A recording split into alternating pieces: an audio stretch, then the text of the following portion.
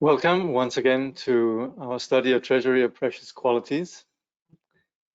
Omniscient Jigme Lingpa's instructions really on the practice of the Buddhist path. So somebody's asking if this is where I'm doing retreat. No, it's not. These are the shores of liberation. This is intended to generate enthusiasm about the practice of the path. This is what it looks like. So see, there's already some who've reached the other shore, and as you can see, they've abandoned their boats and proceeded, which indicates the nature of the heuristic nature of the path, the skillful means of the path. Anyway, here we are. So we'll begin with invoking Omniscient Jigme Lingpa.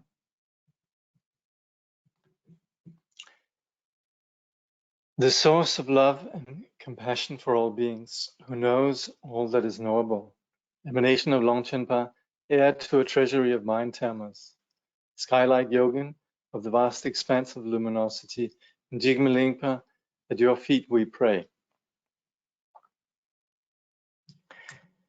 So as always, kindly generate the motivation of bodhicitta, which is the intention to apply what we're studying here together with the practice of the path in order to liberate sentient beings, and understanding that universally what drives the suffering that we see everywhere is this cognitive dysfunction, this error that misunderstands the nature of our reality altogether.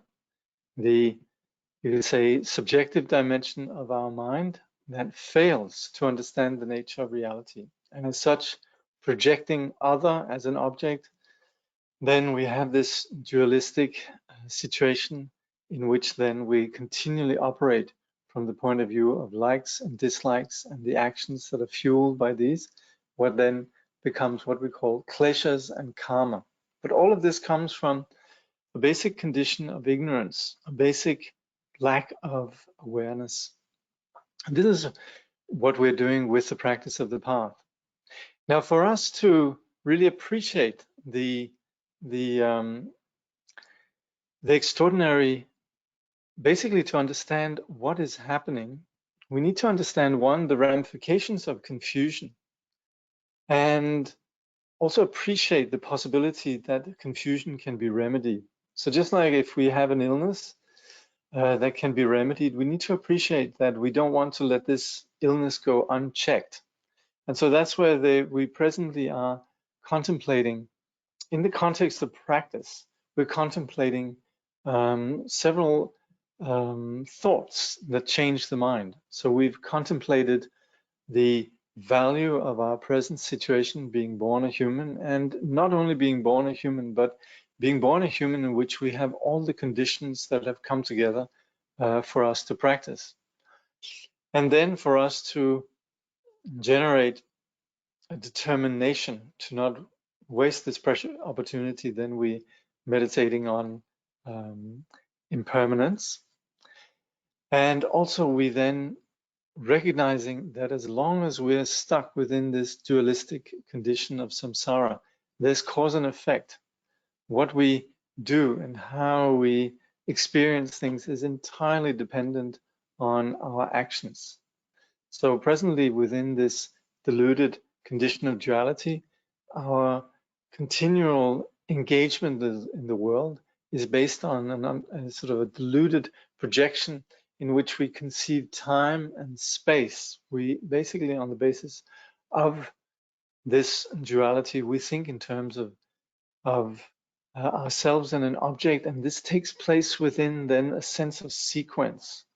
And so we operate with both the experience of a place and we operate with a sense of time. And that's where we have this notion of karma. So we are presently contemplating all the aspects of karma. And like I was mentioning last time, there's two things that we should keep in mind, particularly as modern persons that are approaching this. And that is, one, we can understand karma, you could say, from a synchronic perspective. We can understand how karma plays out right now in terms of the way that we construct our attitudes and how these attitudes, they generate particular perceptions. For example, the attitude of aggression, it generates an experience of hell. We don't need to look for that as something that might happen in the future, but we can understand how aggression is linked together with the experience of hell. We can understand how this self-absorption of, you could say, what we associate with pride, that's associated with the God realm, how poverty is associated with the hungry ghost realm, and so on.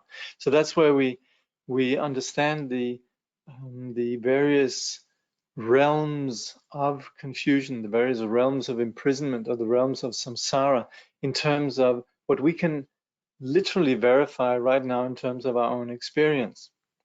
But of course, just like we might not have been to particular countries, we might not have seen particular places because we haven't been there, we don't have access, etc.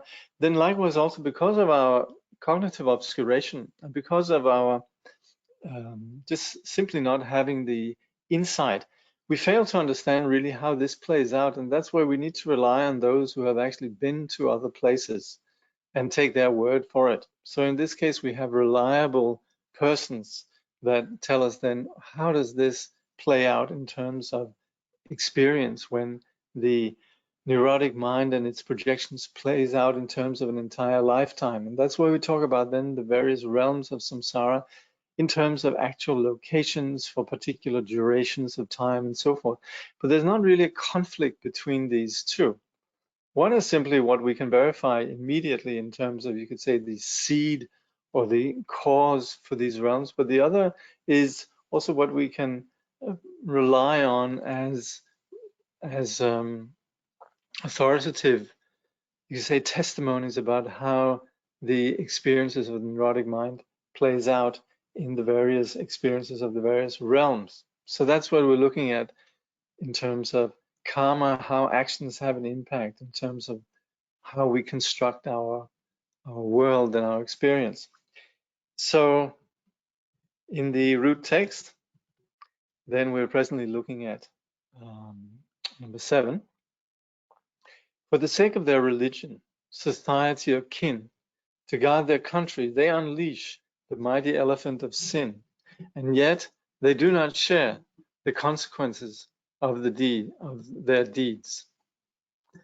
So we might have all sorts of motivations for acting in negative ways.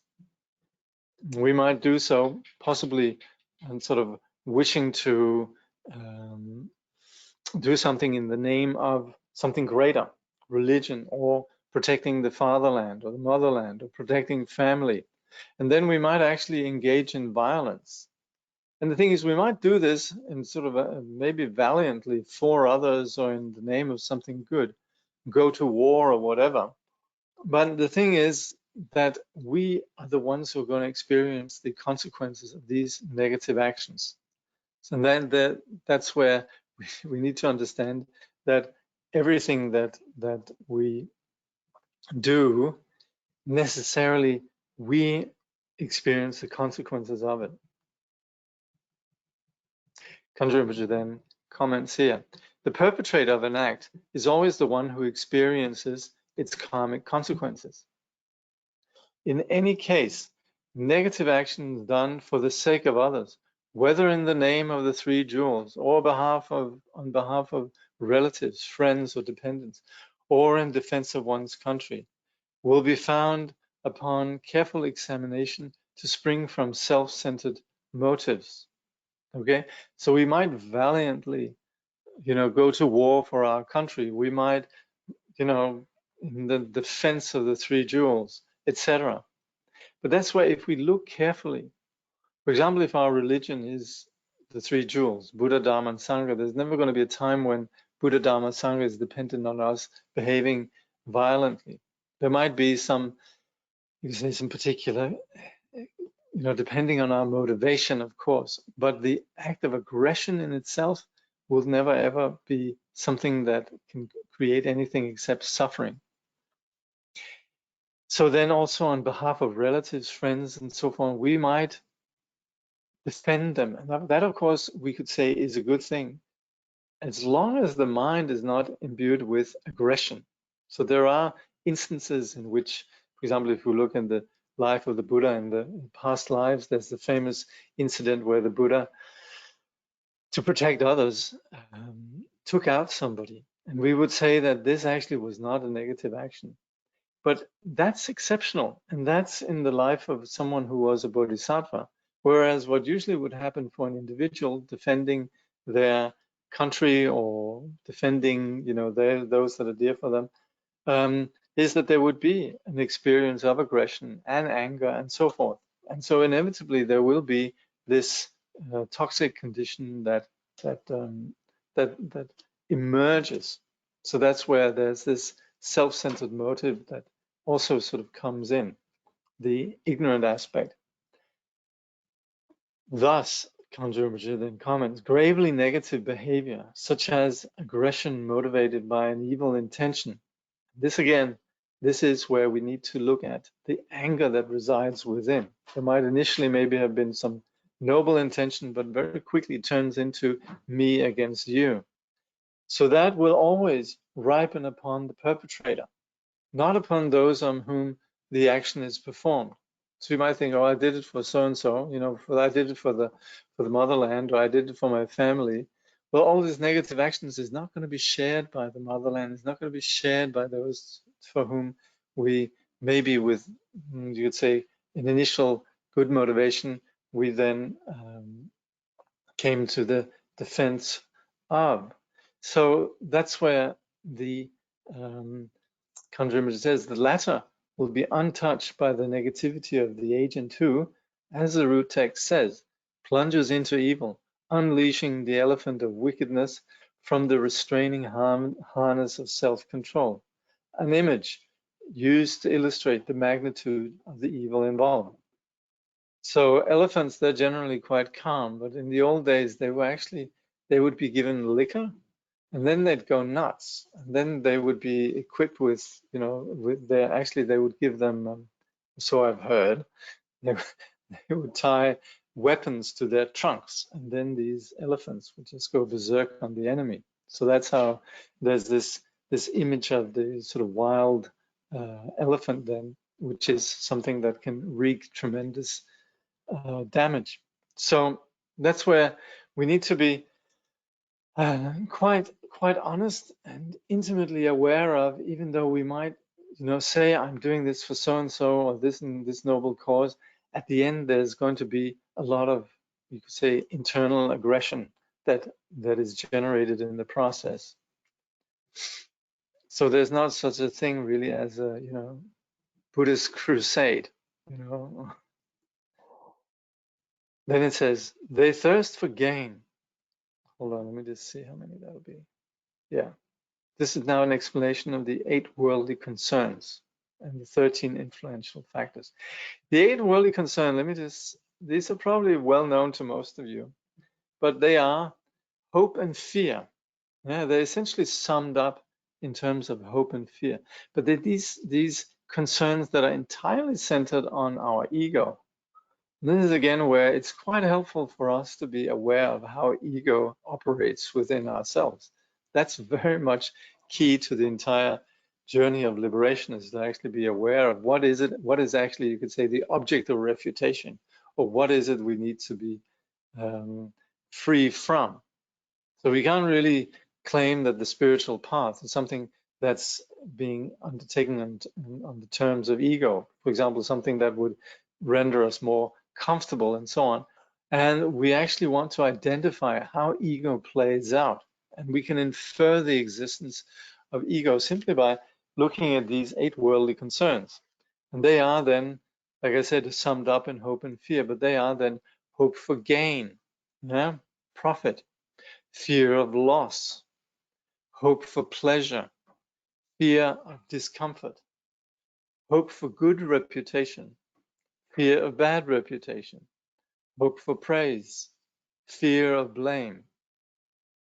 So we all operate with that. This is on a very sort of, you could say, very primitive, fundamental aspect. We live with that constant sort of looking for pleasure, avoiding discomfort. We'd like to have a really sweet reputation. We don't like to be blamed and so on and so forth. So we want to be intimately aware of these. They're very much present, as you could say, the living evidence of our self-fixation ego. So the root text then says, they thirst for gain. They long for joy alone. They love celebrity and swell with pride when praised. And by their contraries, they are undone. These children are deceived by such mundane concerns. So here, childishness here is not in the sense of innocence, but it's simply just childishness in the sense of lacking insight. And that's why sometimes in the Buddhist context, with all regards to the, you could say, beauty and innocence of children, the childish is that where we understood that we're lacking the perspective. So that's where, with the lack of perspective, we are driven towards gain, the celebrity, the praise, and so on. And we're sort of, how do you say, we come undone when the opposite happens, when we don't get these things that we hope so strongly for. So that's what Kangyur Rinpoche says. Ordinary beings who are naive and behave like children are led astray by the 8 worldly concerns. They wish for gain, crave physical and mental comforts, bask in the indirect pleasures of good reputations, and are exhilarated when they are openly praised. Does that sound familiar? Well, for myself, it rings familiar. This is what we call the 8 worldly concerns, those things that we hope for and the opposites that we fear. So Kangyur Rinpoche comments, on the other hand, they are depressed and humiliated when the opposite occurs: loss, discomfort, bad reputation, and blame. So like I said, so much of the journey to enlightenment is so much, you could say, engaged with this intimate awareness of our shortcomings. This should be very much at the forefront of our recognition of who we are. So then verses 9 and 10, they read, pedigree and beauty, influence and fortune flaunt themselves, while sloth conceals itself in crawling disability. Pernicious thoughts of naked pride become the demons that assail the glorious practice. When selfish greed is firm and dominant, others are outwitted in the tendrils of duplicity, whereby one serves oneself. Yet this is a great harm that sinks into one's heart. So here we now have, you could say, the consequences of the 8 worldly concerns, and essentially these are aspects of our insecurity, ego, self-centering. So Kangyur Rinpoche comments, in addition to these 8 worldly concerns, there are 13 other factors that exert a profound influence over human behavior. Of these, the first 5 are concerned with personal prestige and result in arrogance. They are social status, a tall and handsome appearance, wealth and influence, extensive knowledge of secular and religious matters, and youth. So again, we look inside. Do we have any hankering for that? Are we in any way concerned about how we are seen in relation to others in a social context? Are we in any way concerned about our appearance?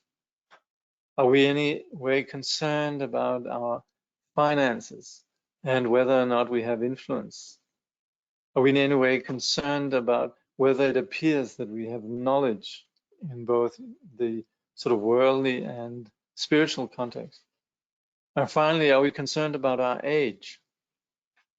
So if we have any of these, then this is These are, we are who are being spoken to. In addition to these, there is 6, indifference, or rather indolence. This is the reverse of enthusiastic endeavor and makes people appear spineless and incapable. So that's indifference. Then there is 7, conceit. When people wrongly think that they are fine and talented, a pride that will itself prevent the growth of such qualities in the mind.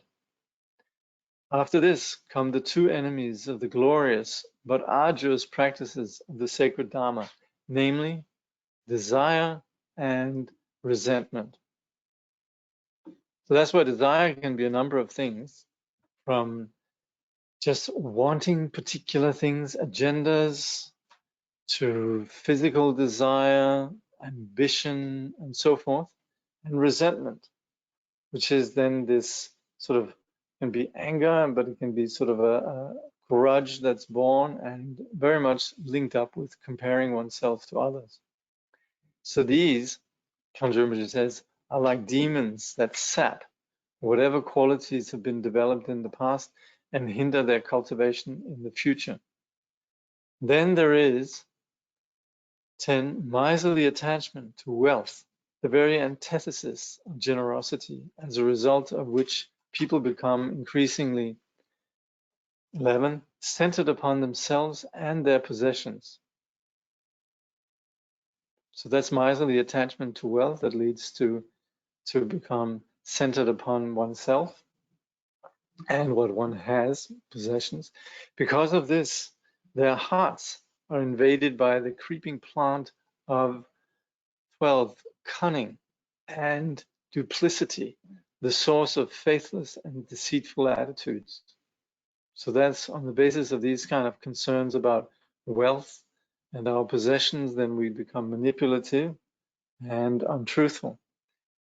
Influenced by all these factors, people trick and mislead each other in the interests of their own advancement.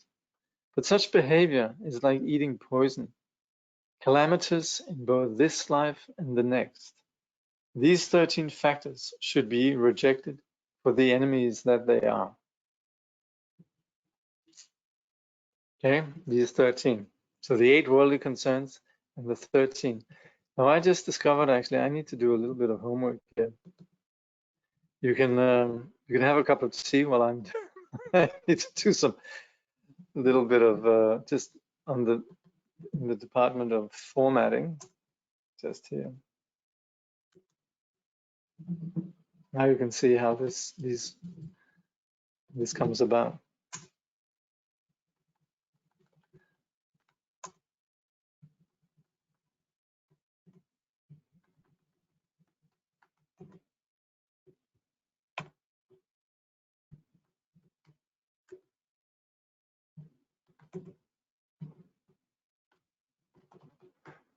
Have a cup of tea. This could last a few minutes.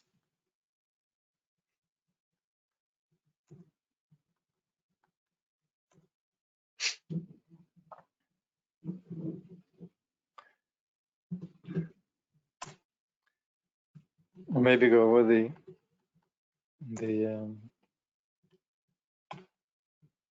8 worldly dharmas and the 13 other conditions. Let's see if there's any questions. I may have remembered wrongly, but does Kunzal Lama Shelong, meaning words of my perfect teacher, say there are 5 ways to share karma? One being knowing a negative action is being performed and we do nothing to change what we then share in that karma. Can you please clarify that in relation to what has just been said about others not sharing the karma? Knowing a negative action is being performed.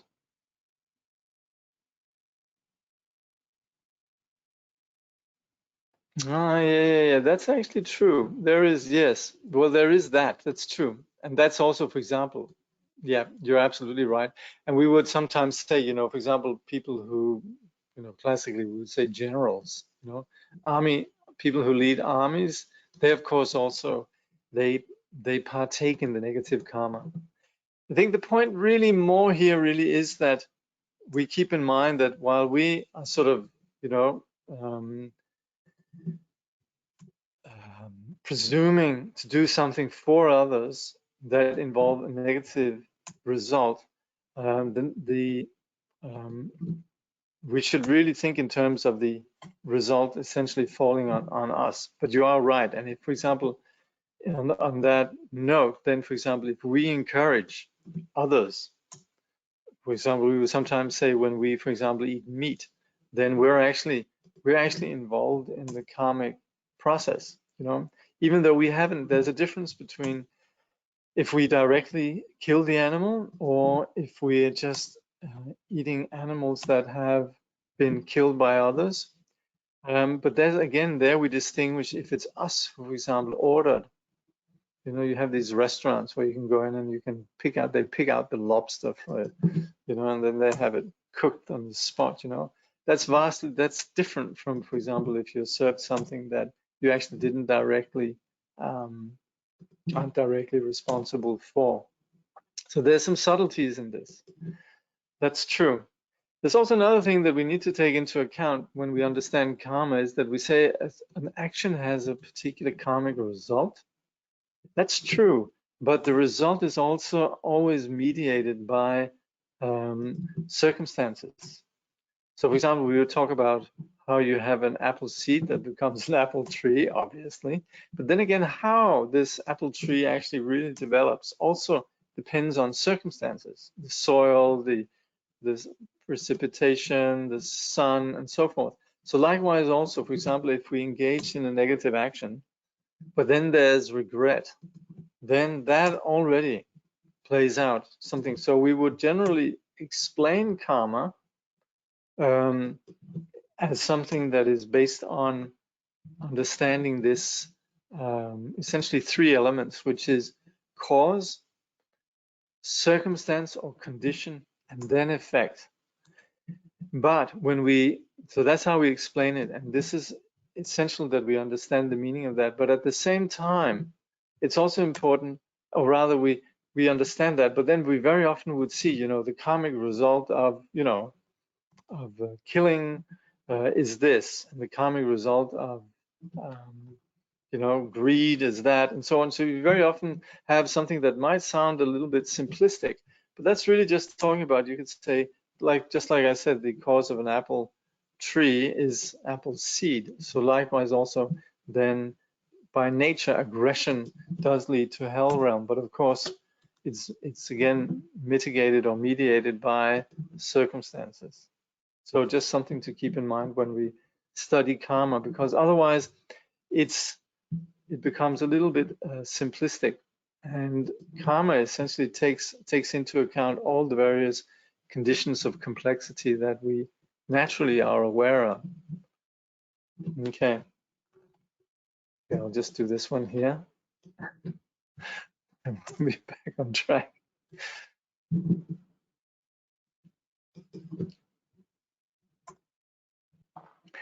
Anyway, within the chapter here, we'll look at the sort of more, the sort of various aspects of karma. Okay, leave it at that.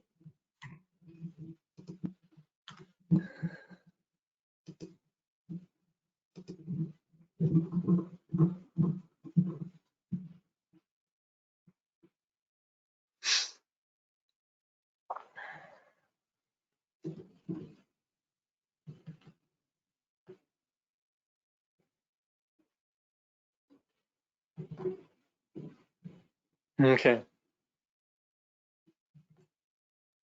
Yeah, 11. Okay. Let me just see some other questions. In the case of war, young men are forced to go unless they're shot down. What to do then? Yeah, that's the tragedy of it. That's it. And of course, you know, you very often see, particularly when you see these kind of, and you also have it, you know, you have it in the whole patriotic ethos, you know, that you have these young men who valiantly go to war, and they're sort of encouraged, right? There's sort of a whole hero culture around it. And, you know, you often in movies, you see this sort of young men who naively want to go to war, and then of course they come back profoundly damaged from the war. So all of that is part of, you could say, just the ignorance of samsara. This is the tragedy of samsara. So this is it, you know, that's also where you would see, you know, young men maybe, you know, volunteering because they want to, you know, look out for their country and their dear ones and their ideals and so on. But then, of course, the reality is they go out there and, you know, it's anything but glorious. And, you know, moments of profound fear and profound hatred and so forth. Do you format the whole text like this? Yes, I do. Yeah, it's just not, I think it was missing in the PDF I had or something. Are the 13 factors taught very much? Haven't heard of them. Not that that means anything. No, I haven't seen them before either. So they are, but they're good to have, and of course they all ring true. Yeah, aspiring to be multitasking here. Okay, so there you go. 11. Samsara is contrived through deeds, both black and white, and their results, and seeds, though tiny, generate great fruits. It is as when great Mandata acquired the lordship of the world with 7 Ps. Okay? So Kangyur Rinpoche comments, the positive and negative behavior from which samsara is compounded produces fruits of happiness and suffering that are of disproportionate magnitude. Okay? So this is essentially that little seeds can bring great results, as we see with, you know, in nature. And this is so on a far greater scale than may be observed in the causal relationships of ordinary experience, such as seeds giving rise to plants. The slightest action can have immense consequences. This is illustrated the story of the king Mandata, who in a previous existence had, as a small boy, cast a handful of peas in offering to the Buddha Vipashin. So in the 1002 Buddhas of this eon, where presently the Buddha Shakyamuni is number 4, Buddha Vipashin, he was the first. So this little boy, he throws up a handful of peas, right? So Kangyur Rinpoche continues, 4 of these peas fell into the Buddha's begging bowl. 2 struck his body at the level of his heart, and 1 got caught in his robe. Because of this action of offering the peas, Mandata subsequently became a Chakravartin who through his golden wheel held sway over 4 cosmic continents. He then became a powerful ruler in the celestial realm of the 4 great kings, and finally was born in the heaven of the 33, where he shared the position of the 32 divine sovereigns. So this, what we call the heaven of the 33, is essentially where there are 32 divine sovereigns, and then the 33rd is then Indra, who is their lord. Yeah. So you'll see references to that. This is also where, for example, Maya Devi, the Buddha's mother, she was reborn, and that's where the Buddha then went and taught. So this is the result. These were the results then of this young boy making it just a small offering. Really, it's a handful of peas to the Buddha.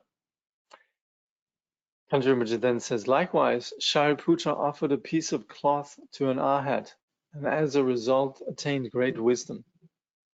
By contrast, there is a story that a certain monk abused one of his confreres, telling him to eat excrement. As a result, he was born as an intrauterine parasite and later as a worm living in a latrine. So we should be careful what we tell people. Therefore, as it says in the rhyme, this is what, little virtues do not shun, thinking that no gain is won. For drops of rain from cloud and sky will fill an ocean by and by, and little faults do not ignore, and think there is no ill in store. A spark, though tiny, it may burn, a mountain of dry grass will to ash will turn. So the translator couldn't help himself but show a little bit of rhyming skill here. This is beautifully done. And yes, so these are the consequences of actions. All as it is written in the Bodhicharyavatara, all those who harbor evil in their minds against such lords of generosity, the Buddha heirs, will stay in hell, the Mighty One has said, for ages equal to the moments of their malice. This is also something that we very often repeat, how it's really important not to think negatively about bodhisattvas. And then again, we would say, in extension of that, we would say, since we don't know who are actually bodhisattvas and who aren't, better just to think purely of everyone. So then verse 12 reads, though grown from seeds the size of mustard grains, ashota trees in time of fruit have branches that extend a league in length. Yet even this example does not serve to illustrate the increment in sin and virtue's fruit. So Kangyur Rinpoche then comments, a tiny seed, no bigger than a mustard grain, can give rise to an ashota tree, which, when it is fully grown, has branches measuring a league in length. But even this example gives no idea of how, in the karmic process, positive and negative effects increase out of all proportion to their causes. Assessing the gravity of positive and negative actions. Phenomena are not God's handiwork, nor do they appear all by themselves. The mind's intention, colored black or white, imparts great strength to actions and their fruits. Though this is lessened if they lack the factors that precede and follow. A healing root will yield a healing plant. What need is there to say what poisoned roots produce? Intention, good or ill, dictates the act's effects, and not the size of the apparent right or wrong. So now we're going to look at how everything really comes about on the basis of intention, and as such doesn't fall into some very familiar worldviews. You could say some dominant discourses within our culture, where very often causation traditionally was, in the ultimate sense, attributed to some great creator, a god. And this we also have in other cultures, including, for example, in India, where there's the notion of Purusha and Prakrit, where one is you could say, the first mover, or the unmoving first, that then is the foundation for all creation. So that's where we have this notion of a creator. And this is where we, in the Buddhist teaching, would say, well, there's not really sort of evidence of something like that taking place. And logically, how would that actually work? Something that is a cause of something else necessarily is affected once there's a cause that becomes a result. A seed, once it becomes a sprout, there's no longer any seed there. So to talk about the possibility of something that is unmoving, that gives rise to something else, is simply a logical impossibility. So that's where the Buddhists don't do that, because they want to be argumentative, but it's more just to understand really the nature of reality. And of course, at the same time that we assess you could say, the flaw in this kind of assumption, it doesn't lead to an arrogant attitude saying, well, those who believe in God, they're wrong or whatever. It's more just for our own sake. We need to understand what it is that creates our reality. Particularly if you're a tantrika, actually, then you pay homage to any kind of, you could say, system of the sacred, like religions and whatever. So, if you're a tantrika, you're justified in coming to a mandir or a church, and you could say perceiving the sacred in the sense of, you could say, the vipassana of Buddha nature. But as far as when we are doing the homework of understanding how does our experience unfold, then we need to see the flaw in this kind of assumption that there's somebody external that's responsible, and understand it's our mind that creates things. And there's also another dominant discourse that we need to be aware of, and that's where we would say, nor do they appear all by themselves, that we think, oh yeah, well, things just happen, for no rhyme or reason. They just happen in a meaningless, directionless universe. Things just appear. And that again also is, you could say, a very disempowered perspective, where again, we're not really part of that. And again, it's flawed. We can observe again that things come about on the basis of causes and conditions. But particularly the way that then we perceive our reality is entirely something to do with the mind that is the perceiving mind, that we look out and we have particular experiences in terms of how we perceive, and these then drive our actions. So then we talk about the mind's intention, colored black or white. And that is then where we then have the emotions. Then we have the emotions behind it, attraction or aversion and so forth.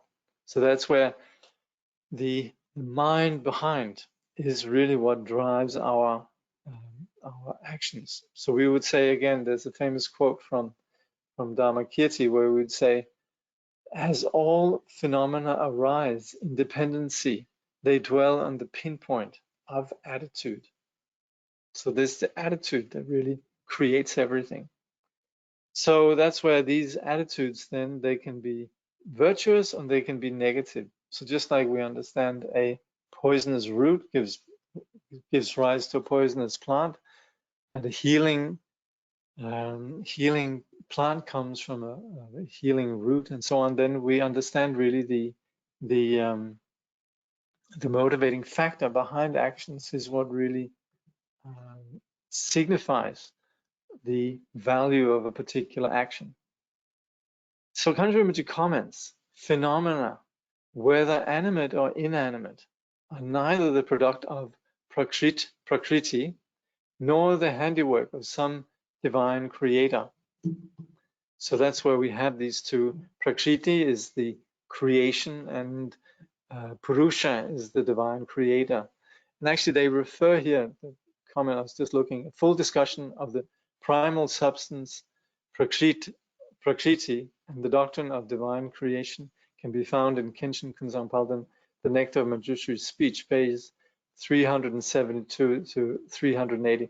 It's actually a very interesting discussion if you're interested in these kind of things. And again, this is not to be sectarian or arrogant in any way, but it's really for us to understand our given conditions. So that, some people might place their hopes in various things, and you can just say, well, I hope it works out for you that way. Meanwhile, we have to be logical and rational and really see what we can accept, and what we can see evidently is what drives our reality, our experience. So that's where the idea of Purusha and Prakriti is sort of discounted. Neither, says Kangyur Rinpoche, do they arise spontaneously from themselves, that things would just arise just like that. They are, Kangyur Rinpoche then says, they are the product of the mind and mental factors, positive and negative thoughts. And that's where you can see the way that we construct our perception comes uniquely from the subjective. The way that we perceive objects, what we would call for example, the way that we see particular objects whether it's the color or the shapes and so on, the qualia or the features of phenomena, that's actually produced by our mind, our projections. So also in that way, also the emotions that come from these perceptions, they are what shape our particular perceptions. So Kangyur Rinpoche says, a piece of cloth is colored differently according to the dyes employed. In the same way, a positive or negative action may appear insignificant in itself, but due to its underlying motive, its effect may be very considerable in terms of resultant happiness or suffering. So that's again where we, for example, we can look at something like passive aggression, right? There might be someone who's ostensibly very kind, but you sort of you sense some resentment underneath and so forth, right? So there's the real value of a particular action is really on the basis of what's behind it. If an action is performed unintentionally and without long forethought, and if the agent has a strong feeling of remorse afterwards, the effect of the action will be greatly reduced because the two crucial factors of premeditation and satisfaction are lacking.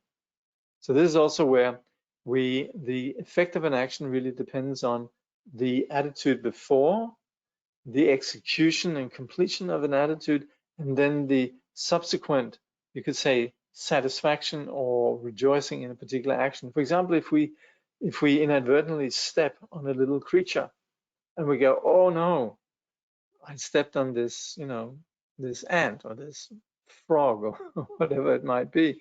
And then immediately there's this sort of like horror. Oh my God, I did this. Then already there's a regret taking place. There's no intention to begin with.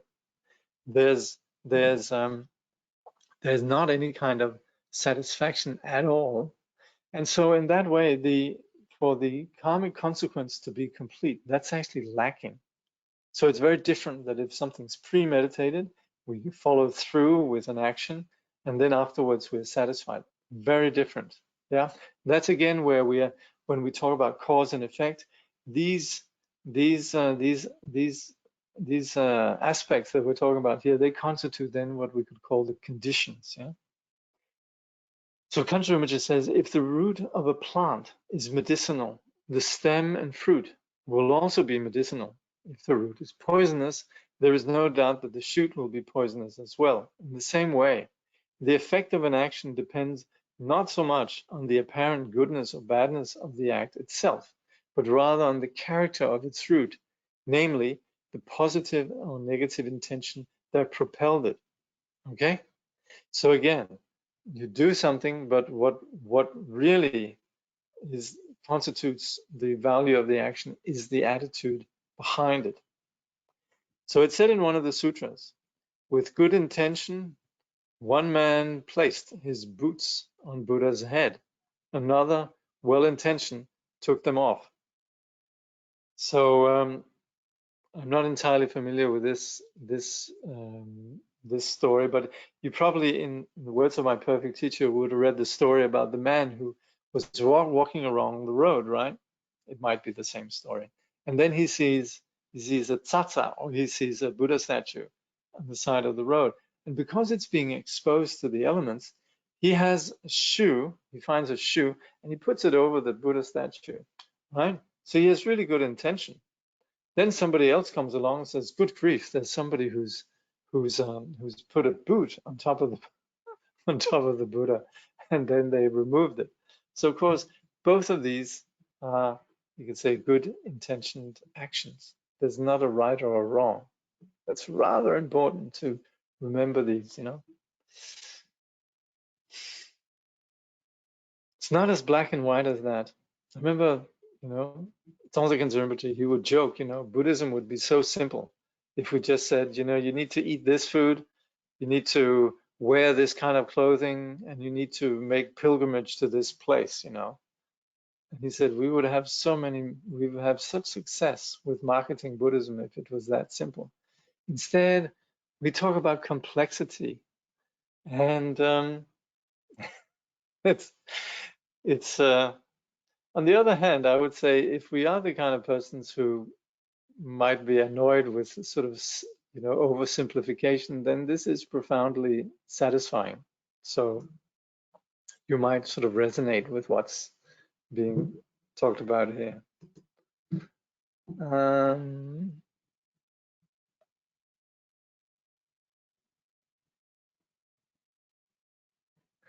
Okay, somebody looked up Ashota tree. Yeah, I was just thinking one should look it up, but yeah, I don't know. It's obviously a tree that can grow and become very large. It's rather an Ashoka tree. Okay, all right, if you say so. Merci. The war example can be complex. For example, during the Vietnam War, many young men in the US and Australia were forced into the army and sent to fight against their will and were profoundly damaged by the experience. Is there scope within the Dharma to help remediate such a situation and its consequences for these who are deeply affected in this way? Yeah, I mean, this is not only, of course, I was sort of talking about the naive young men who are sort of dying to go to war, but of course, all through history, we had cases of people who are being essentially, the press gang, who would sort of get get people just bullied into joining the Navy, right? And you have this all along, you also have, these poor peasants that were cannon fodder, who are essentially sort of sent out into the battlefield, risking either to be shot by their own or they'd be, otherwise they don't go out there, they'll be shot by their own and so forth.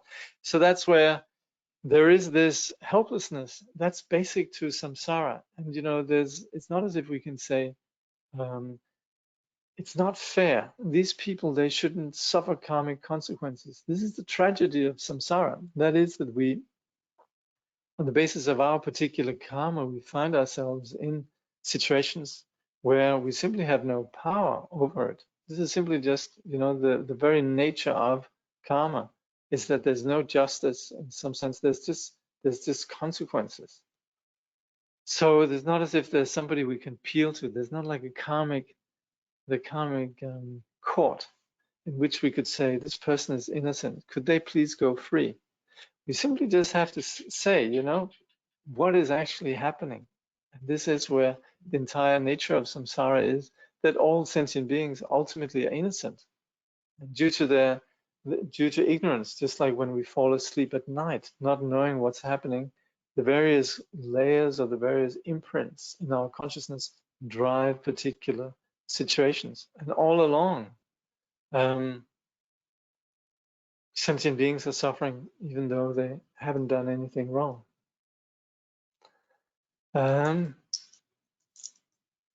Yeah, there's also the story of Ben. That's a different story though. Ben from Kongpo. Yeah, that's right. He put his shoes up in front of the Buddha there at the Jokan and said, "Could you please look after my shoes?" And then the Kenya, the Chokidar, he comes in and sees this and says, "Good grief, who's put the shoes up in front of the Buddha?" And then the Buddha says, "No, that's my friend Ben. Please leave the shoes where they are." Yeah. It's the story of a man who goes to a temple and asks the statue to look after his boots. Yeah, that's different. Yeah, they're two different stories, but you're right, they're both illustrating the same point. The monk who looked after the temple saw the boots and went to move them, and the statue spoke and said, "Don't take them. The man has left them there for my keeping." The man invited the Buddha statue to his house. Then one day the Buddha image was seen in the lake in his house. I think this is the story in the words of my parent. That's right, that's the story of Kongpo Ben. Yeah. Can you help explain how, if we do an act that is negative, that is premeditated and carried through, but immediately profound regretted and vowed not to be repeated, how does regret and resolve actually change the ripening of the seed? Because if we planted a seed, it will ripen whether we are happy for it or not. Well, we say that there's no action that cannot be purified. We would say negative actions have one quality, and that is that they can be purified. And for example, here, you're referring to then the subsequent regret. Yeah, maybe it's a long time after, we realize, we did something terrible previously. And so that's where, if we look in the, for example, in the practice of confession, then we talk about the 4 strengths, which is to have someone taking the confession, the guru, the vajrasattva, whatever, the sangha. Then there's a regret, there's a commitment to not doing it again, and then there's following through in terms of practice. Yeah. So these 4 powers, they purify then any negative action. Yeah.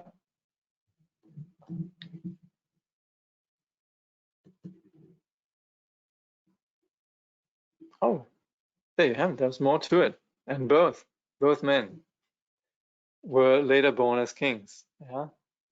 So Kangyur Ben, that's right. Some of you are referring to the Kangyur Ben story, but there is another place where it talks about some people passing by the road, one putting a shoe over the Buddha and the other taking it away. Yeah. 15. Okay. Oh, it's already time.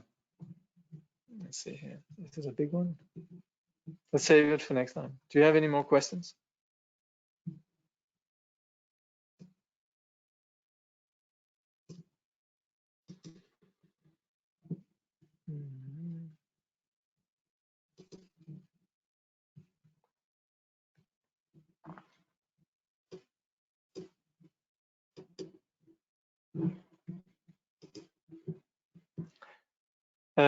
Is it right that karma can sort of spiral? For example, if we do a bad act, we get caught in bad circumstances, making it more likely we act out bad. Yes, that's right. This is where, what's the word for it? There's a particular kind of, there's a repetitive quality to negative actions. So for example, we do one negative action, that leads to a particular negative circumstance that again propels further negative actions. Yeah, perpetuating karma, thank you. Yeah, so that happens. Yeah, I think we'll probably discuss that in here. Yeah, because regretting is seed we plant. The plant will still grow, but humans different? Well, yes, and this is important really, because we very often think in terms of what we can observe externally as being sort of subject of science, but our mind is equally a subject of science. And so the same really applies in terms of causes and consequences. Yeah. The external world is really just a reflection of, the workings we can see in the external world. They also take place in the mind. Yeah, cause and effect.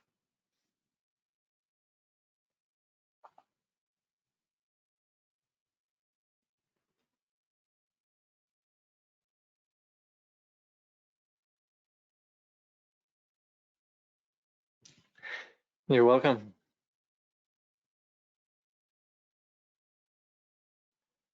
Yeah,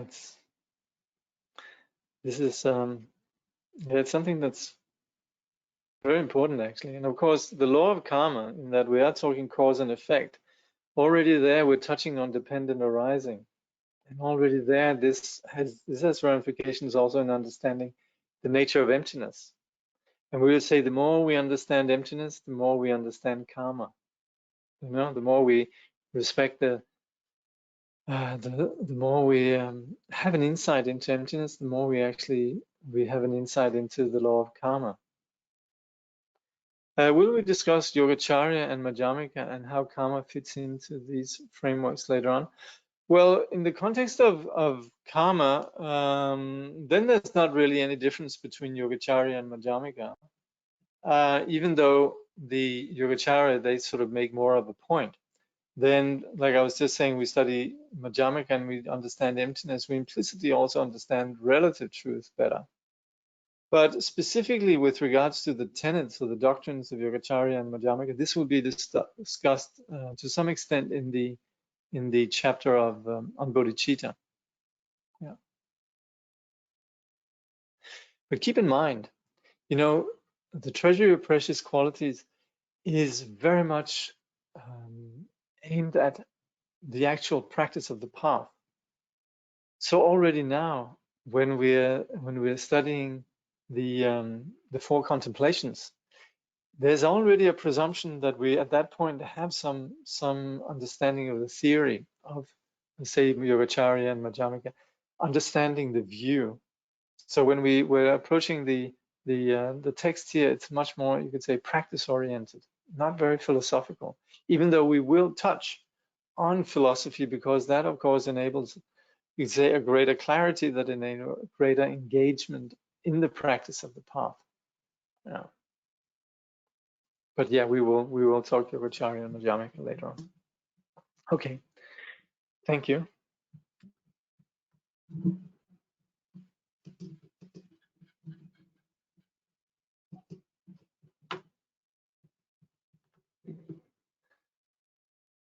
Through all our births, wherever we may be born, may we be endowed with the 7 good qualities of the higher realms.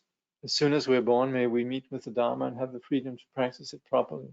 At that time, may we please the holy gurus and practice the Dharma throughout the day and night. Realizing the Dharma and accomplishing its essential meaning, may we cross the ocean of existence in that life. Thoroughly teaching the holy Dharma in this world, may we never tire of accomplishing the benefit of others. By this vast benefit of others, without partiality or bias, may all attain Buddhahood together. Okay. Thank you. See you next week.